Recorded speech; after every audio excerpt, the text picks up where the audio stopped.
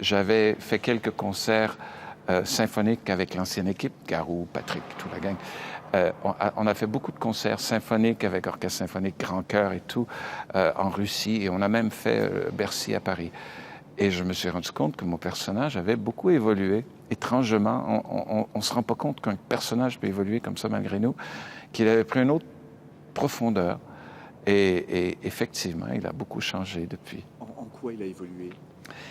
Il est beaucoup moins noir et blanc, il est beaucoup plus en ton de gris, il est beaucoup plus devenu plus fragile, plus humain aussi, plus touchant, je crois, avec les années. On peut facilement le prendre, je dirais pas en pitié, mais on peut comprendre sa torture intérieure et on peut comprendre qu'elle fait partie de nous tous. C'est d'ailleurs un petit peu le but que j'ai dans ce personnage, c'est de nous faire comprendre qu'on est tous un peu frelots. Je me souviens d'avoir eu un coup de cœur pour le personnage de Gringoire qui me faisait... Il vous touche? Il me touche, mais il me faisait rire.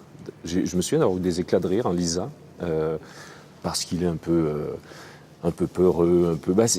pour moi, c'est quelqu'un qui a envie de faire quelque chose de beau, quelque chose de grand et tout, mais dans la réalité, les choses ne se passent pas exactement comme il le souhaite. Et l'adaptation qu'en a fait Luc Plamondon, en transformant le rôle de Gringoire en narrateur pour les besoins du spectacle, moi, me permettait, donc, dans ma relecture du personnage, d'injecter un peu des petites doses de tendresse, de maladresse, d'humour à l'occasion.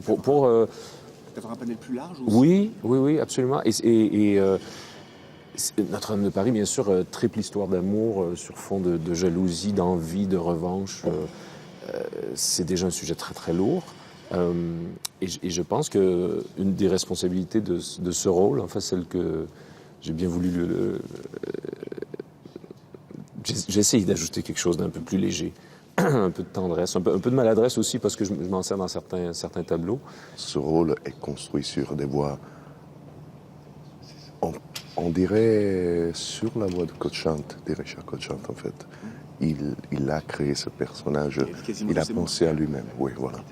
Et voilà, on a toujours eu des Quasimodo avec des voix rock comme ça, qui rappellent celle de Garou aussi.